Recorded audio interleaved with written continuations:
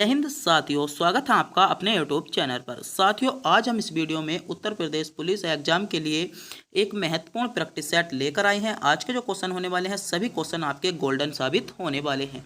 अगर दोस्तों आपके भी जीके में दम है तो आप इन 38 प्रश्नों में से 20 क्वेश्चनों का जवाब बिल्कुल करेक्ट कर दिखाइएगा। अगर आप इन क्वेश्चनों में से 20 क्वेश्चनों का जवाब बिल्कुल सही देते हो तो आपका स्कोर बहुत अच्छा हो चुका है और आप इस वीडियो के माध्यम से यह भी पता कर सकते हो कि आपकी तैयारी कितनी हो चुकी है और आपको कितनी तैयारी करनी है। तो बिना टाइम गवाई करते हैं वीडियो को स्टार्ट। आपका पहला क्वेश्चन आपसे पूछा गया है, उत्तर प्रदेश के कौन से जिले चमड़े की वस्तु के लिए प्रसिद्ध हैं? ऑप्शन है मुरादाबाद, लखनऊ, आगरा, कानपुर, सोनभद्र, इलाहाबाद, जौनपुर या रामनगर। बताइएगा। क्वेश्चन में आपसे पूछा गया है उत्तर प्रदेश के कौन से जिले चमड़े की वस्तु के लिए प्रसिद्ध हैं। तो चमड़े की वस्तु के लिए प्रसिद्ध जिले कौन से हो जाएंगे?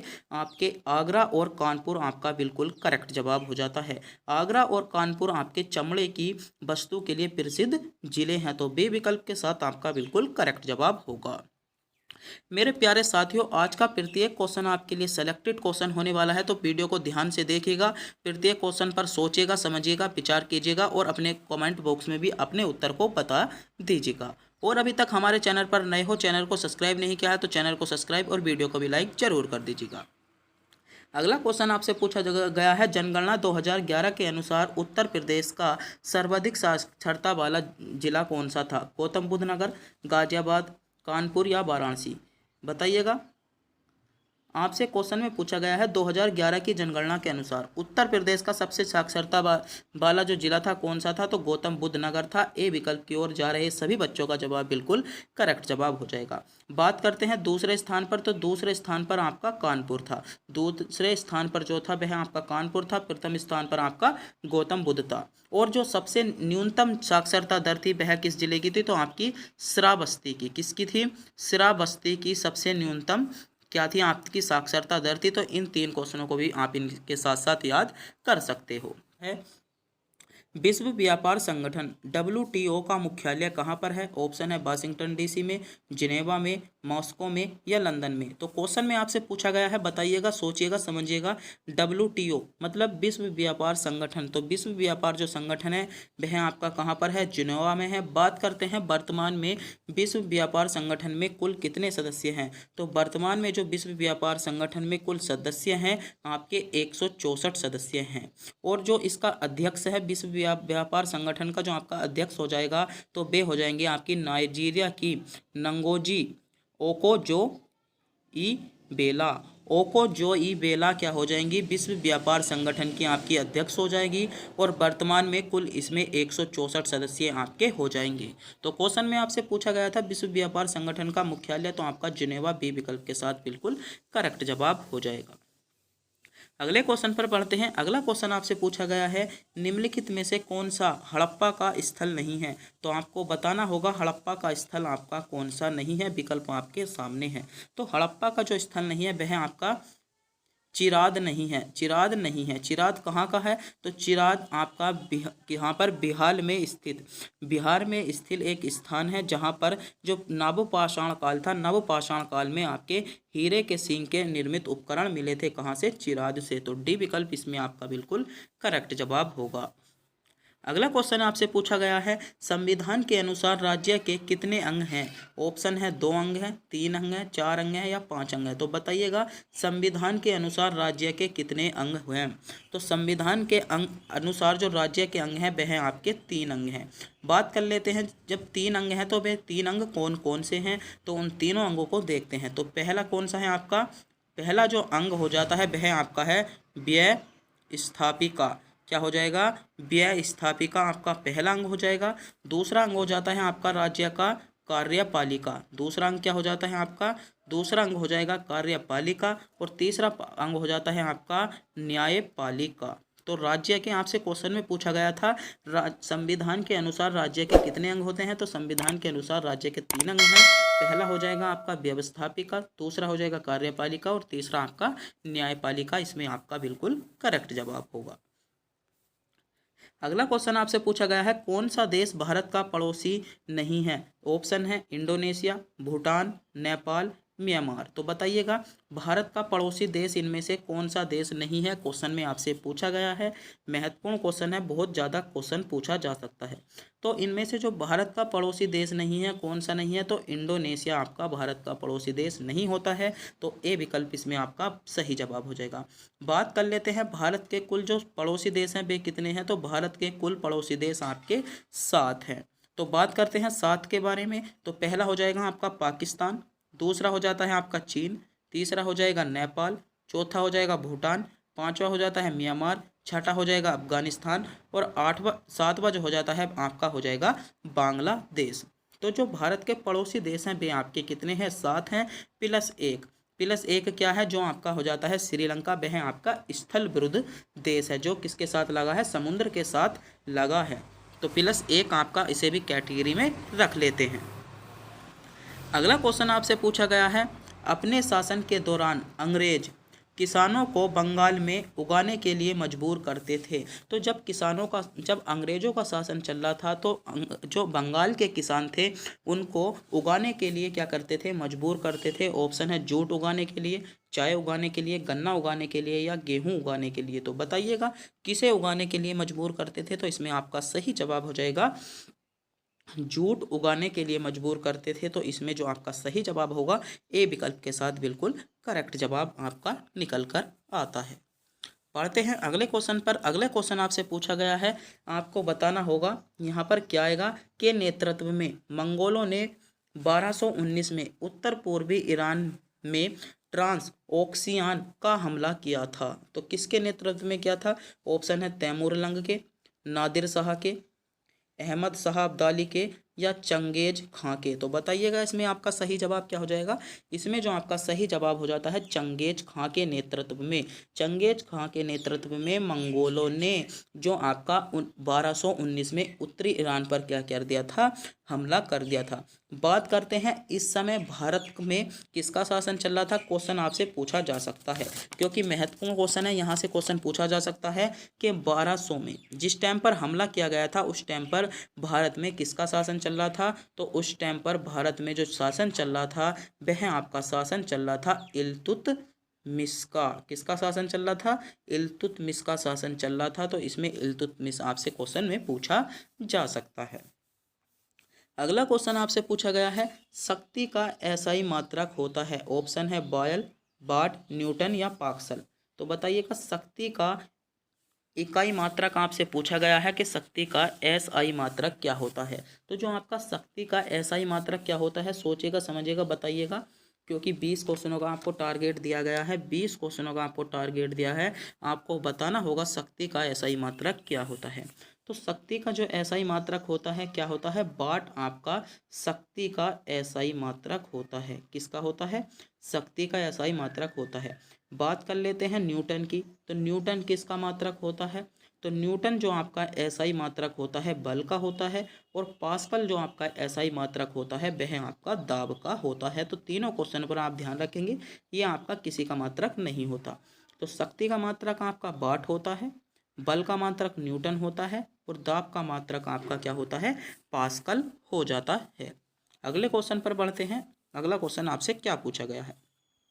अगला क्वेश्चन पूछा गया है, विश्व में प्रथम सुपर कंप्यूटर का क्या नाम है। तो विश्व में जो प्रथम सुपर कंप्यूटर था उसका क्या नाम है। तो विश्व में जो प्रथम सुपर कंप्यूटर था उसका नाम CC कितना है 6600, यानी ए विकल्प इसमें आपका बिल्कुल करेक्ट जवाब हो जाएगा। बात कर लेते हैं वर्तमान में सबसे तीव्र गति से चलने वाला सुपर कंप्यूटर कहाँ पर है। तो वर्तमान में जो सबसे तीव्र गति से चलने वाला सुपर कंप्यूटर है वह आपका चीन के पास में है। किसके पास में है, चीन के पास में है, तियानन्हे किसके पास में है, चीन के पास में आपका हो जाएगा। अगले क्वेश्चन की बात करते हैं। अगला क्वेश्चन आपसे क्या पूछा जा रहा है। अगला क्वेश्चन पूछा गया है, सूर्य एवं चंद्र ग्रहण के बीच पृथ्वी में आ जाने से कौन सी घटना घटती है। सूर्य एवं चंद्रमा के बीच पृथ्वी आ जाने से कौन सी घटना घटती है। ऑप्शन है चंद्र ग्रहण की, सूर्य ग्रहण की, बृहत ज्वार की या इनमें से कोई नहीं। तो जब सूर्य और चंद्रमा के बीच, जब सूर्य और चंद्रमा के बीच आपका क्या आ जाता है, पृथ्वी आ जाती है, तो उस टाइम पर आपकी कौन सी घटना घटती है, तो चंद्र ग्रहण की घटना घटती है। ए विकल्प इसमें आपका बिल्कुल करेक्ट जवाब हो जाएगा। और जब चंद्रमा और पृथ्वी, किसके, चंद्रमा और पृथ्वी के बीच क्या आ जाता है, सूर्य आ जाता है। चंद्रमा और पृथ्वी के बीच जब आपका सूर्य आ जाता है तो तब आपका क्या होता है, सूर्य ग्रहण होता है। तो ये क्वेश्चन में आपसे पूछा गया था कि सूर्य और चंद्रमा के बीच पृथ्वी आ जाने से कौन सी घटना होती है, तो ए विकल्प यहाँ पर आपका बिल्कुल करेक्ट जवाब हो जाएगा। अगला क्वेश्चन आपसे पूछा गया है, भारत का सरकारी दस्तावेज दो तथ्यों साहित्य प्रकाशित किया जाता है, क्या कहलाता है, तो वह आपका हार्ड पेपर कहलाता है। तो बी विकल्प के साथ आपका बिल्कुल करेक्ट जवाब हो जाएगा। अगला क्वेश्चन आपसे पूछा जा रहा है, विश्व में गेहूं का सबसे बड़ा उत्पादक राष्ट्र कौन सा है, तो विश्व में जो गेहूं का सबसे बड़ा उत्पादक राष्ट्र है वह आपसे क्वेश्चन पूछा गया है, यूएसए, भारत, चीन या रूस, तो बताइएगा। विश्व में गेहूं का सबसे बड़ा उत्पादक राष्ट्र, तो विश्व में जो गेहूं का सबसे बड़ा उत्पादक राष्ट्र है तो वह आपका चीन है। चीन में सबसे ज़्यादा गेहूं का उत्पादन किया जाता है। और जो दूसरे नंबर पर आता है आपका भारत आता है, तीसरे नंबर पर आपका रूस आता है, और चौथे नंबर पर आपका क्या आता है, यूएसए आता है। तो क्वेश्चन में आपसे पूछा गया था विश्व में सबसे गेहूं का सबसे बड़ा उत्पादक राष्ट्र क्या हो जाएगा, चीन। सी विकल्प के साथ इसमें आपका बिल्कुल करेक्ट जवाब होगा। अगला क्वेश्चन आपसे पूछा गया है, भारत में प्रदत्त ज्ञानपीठ पुरस्कार से संबंधित है। ऑप्शन है सशस्त्रीय संगीत से, साहित्य से, सशस्त्रीय नृत्य से या सिनेमा से। तो भारत में ज्ञानपीठ पुरस्कार, तो भारत में जो आपका ज्ञानपीठ पुरस्कार है वह आपका किससे संबंधित है, तो इसमें आपका सही जवाब हो जाएगा, भारत में ज्ञानपीठ पुरस्कार आपका साहित्य से संबंधित है। साहित्य से संबंधित है, बी विकल्प के साथ आपका बिल्कुल करेक्ट जवाब होगा। बात करते हैं कि भारत में सबसे पहला ज्ञानपीठ पुरस्कार किसको दिया गया था, तो भारत में जो सबसे पहला ज्ञानपीठ पुरस्कार दिया गया था 1965 में दिया गया था। और किसको दिया गया था, तो आपका जो दिया गया था जी शंकर को। किसको दिया गया था, जी शंकर कुरूप को। जी शंकर कुरूप को आपका पहला ज्ञानपीठ पुरस्कार 1965 में दिया गया था। बात कर लेते हैं ज्ञानपीठ पुरस्कार कितनी भाषाओं में दिया जाता है, तो ज्ञानपीठ पुरस्कार आपका जो 22 भाषाओं में दिया जाता है। और जो सबसे पहला पुरस्कार दिया गया था वह आपका मलयालम भाषा में दिया गया था। इतना क्वेश्चन का भी आपको पता होना चाहिए। अगला क्वेश्चन आपसे पूछा गया है, निम्नलिखित में से कौन लोरेंज वृत्त द्वारा मापा जाता है, तो लोरेंज वृत्त द्वारा आपका क्या मापा जाता है, तो सही जवाब हो जाएगा आय की विषमता। आय की विषमता आपकी लोरेंज वृत्त द्वारा मापी जाती है। तो डी विकल्प यहाँ पर आपका बिल्कुल करेक्ट जवाब होगा। अगले क्वेश्चन पर बढ़ते हैं। अगला क्वेश्चन आपसे पूछा गया है, भारत में प्रत्यक्ष कर कोड निम्नलिखित में से किससे संबंधित है, तो भारत में जो प्रत्यक्ष कर कोड है वह आपका किससे संबंधित है, तो आपका सही जवाब हो जाएगा आयकर से संबंधित है। तो बी विकल्प के साथ यहाँ पर क्या हो जाता है, आपका बिल्कुल करेक्ट जवाब हो जाएगा, किससे संबंधित है, आयकर से आपका संबंधित हो जाता है। अगला क्वेश्चन आपसे पूछा जा रहा है, डायनामो परिवर्तित करता है। ऑप्शन है चुंबकीय ऊर्जा को विद्युत ऊर्जा में, ऊष्मीय ऊर्जा को विद्युत ऊर्जा में, यांत्रिक ऊर्जा को विद्युत ऊर्जा में या प्रयुक्त में से कोई नहीं। तो बताइएगा, क्वेश्चन पर विचार कीजिएगा, सोचिएगा, समझिएगा, थोड़ा सा क्वेश्चन पर विचार कीजिएगा, इसमें आपका सही जवाब क्या हो जाएगा।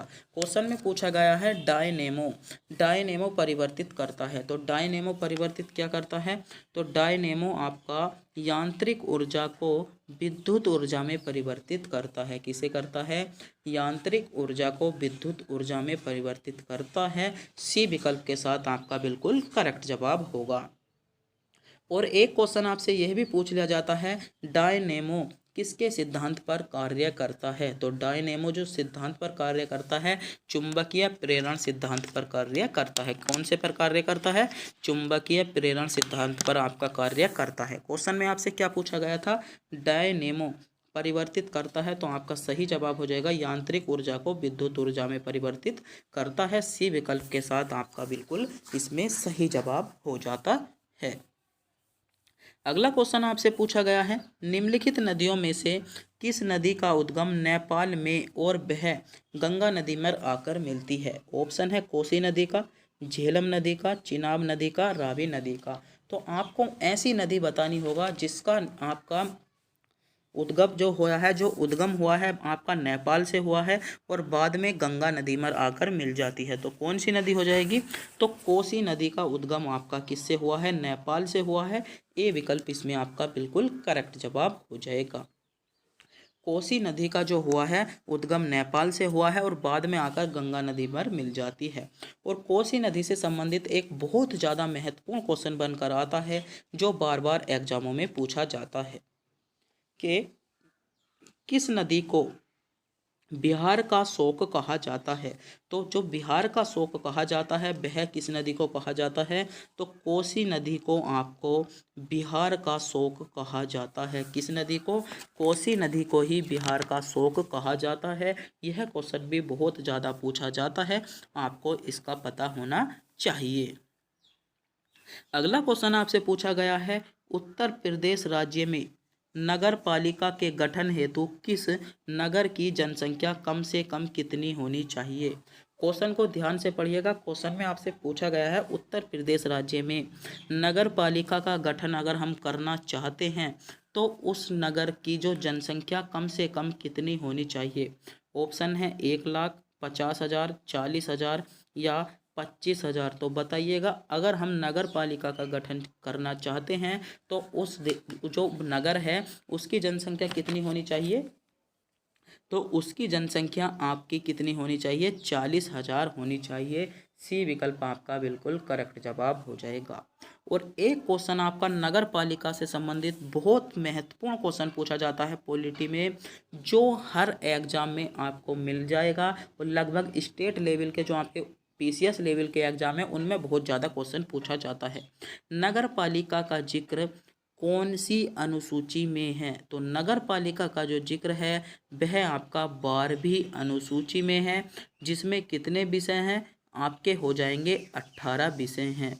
और कौन से संविधान संशोधन द्वारा जोड़े गए हैं? तो जो आपकी 12वीं अनुसूची है वह आपकी 74वां संविधान संशोधन द्वारा 74वां संविधान संशोधन 1992 में द्वारा भारतीय संविधान में जोड़ी गई थी। तो एक बार फिर से क्वेश्चन को ध्यान में देखेंगे, ऐसे लिख रखा है। क्वेश्चन में आपसे पूछा गया था उत्तर प्रदेश राज्य में नगर पालिका के गठन हेतु नगर की जनसंख्या कितनी होनी चाहिए? तो आपकी 40,000 होनी चाहिए। बात कर लेते हैं, नगर पालिका का जिक्र संविधान में 12वीं अनुसूची में दिया गया है और 12वीं अनुसूची में है उस पर कितने हैं? 18 विषय आपके नगर पालिका से संबंधित 12वीं अनुसूची में दिए गए हैं। बात कर लेते हैं 12वीं अनुसूची को कौन से संविधान संशोधन द्वारा जोड़ा गया था? तो 12वीं अनुसूची को आपका 74वां संविधान संशोधन 1992 के द्वारा जोड़ा गया था। तो इतने क्वेश्चन भी आपसे पूछे जा सकते हैं, इनका आपको पता होना चाहिए। तब बढ़ते हैं अगले क्वेश्चन की ओर। अगला क्वेश्चन है आपका, ठोस पदार्थ किस विधि से गर्म होते हैं? ऑप्शन है विकिरण विधि से, संवहन विधि से, चालन विधि से या इनमें से कोई नहीं। तो ठोस पदार्थ किस विधि के द्वारा गर्म होते हैं, यह आपसे क्वेश्चन पूछा गया है। तो ठोस पदार्थ जो आपके गर्म होते हैं वह आपके चालन विधि से गर्म होते हैं। तो सी विकल्प इसमें आपका बिल्कुल करेक्ट जवाब होगा। अगला क्वेश्चन क्या पूछा गया है? अगला क्वेश्चन आपसे पूछा गया है, उस सबसे बड़े देश का नाम बताइए जिसकी सीमा में एक भी नदी नहीं बहती। ऑप्शन है संयुक्त राज्य अमीरात, सऊदी अरब, कुवैत या लीबिया। बताइएगा, ऐसा कौन सा देश है आपका जहां से एक भी नदी नहीं बहती?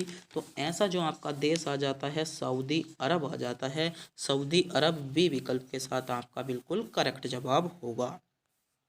अगला क्वेश्चन आपसे पूछा गया है, निम्नलिखित में से कौन शरीर की प्रतिरक्षा प्रणाली में काम करता है? तो शरीर की प्रतिरक्षा प्रणाली में काम कौन करता है? ऑप्शन है श्वेत रक्त कणिका, लाल रक्त कणिका, प्लाज्मा या हीमोग्लोबिन।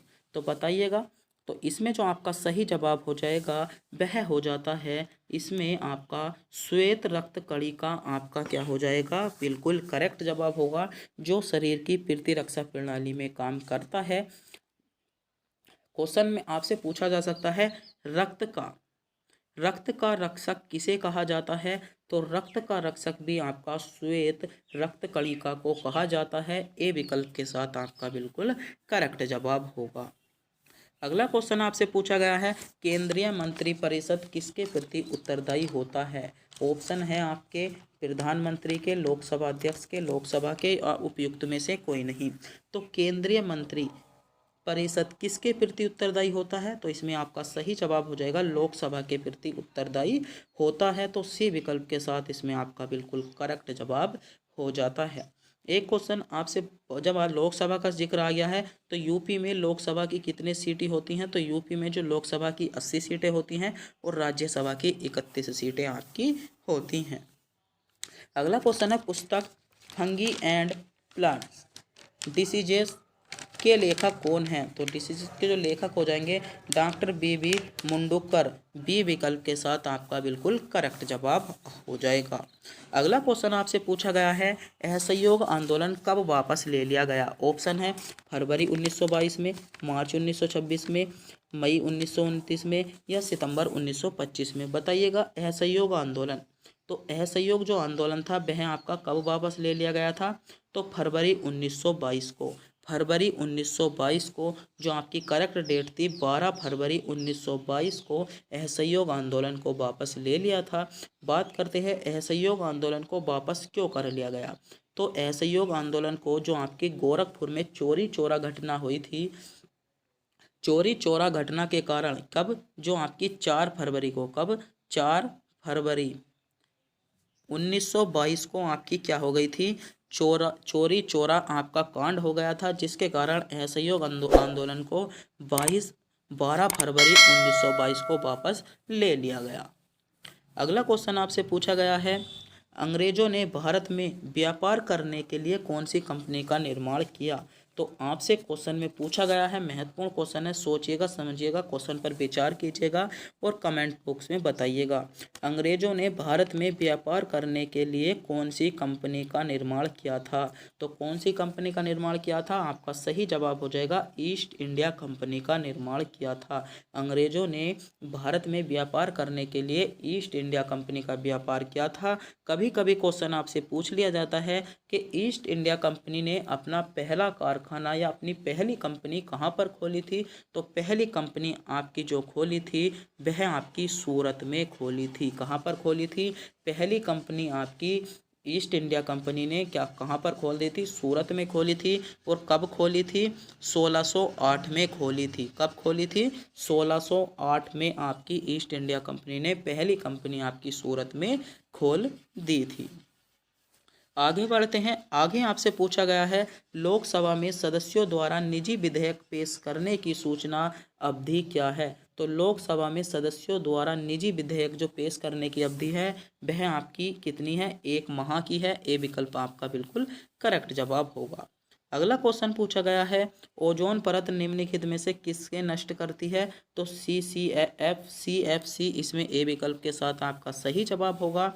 और अगला क्वेश्चन आपसे पूछा गया है, भारत में संविधान के किस अनुच्छेद के अनुसार राष्ट्रपति के पास अध्यादेश जारी करने का अधिकार होता है, तो आपका इसमें सही जवाब हो जाएगा अनुच्छेद 123 के तहत। अनुच्छेद 123 के तहत राष्ट्रपति क्या है, अध्यादेश जारी करने का अधिकार होता है। तो ए विकल्प यहाँ पर आपका बिल्कुल करेक्ट जवाब होगा। और आज की वीडियो का अंतिम क्वेश्चन आपकी स्क्रीन पर आ चुका है। क्वेश्चन है, भारतीय संविधान के अनुच्छेद 170 के अनुसार किसी राज्य की विधानसभा के सदस्यों की न्यूनतम तथा अधिकतम संख्या क्रम से कितनी हो सकती है। ऑप्शन है 40 तथा 400, 50 तथा 450, 60 तथा 550 या 60 तथा 500। तो बताइएगा कितनी हो सकती है। तो इसमें जो आपका सही जवाब हो जाएगा डी विकल्प, इसमें आपका बिल्कुल करेक्ट जवाब हो जाएगा।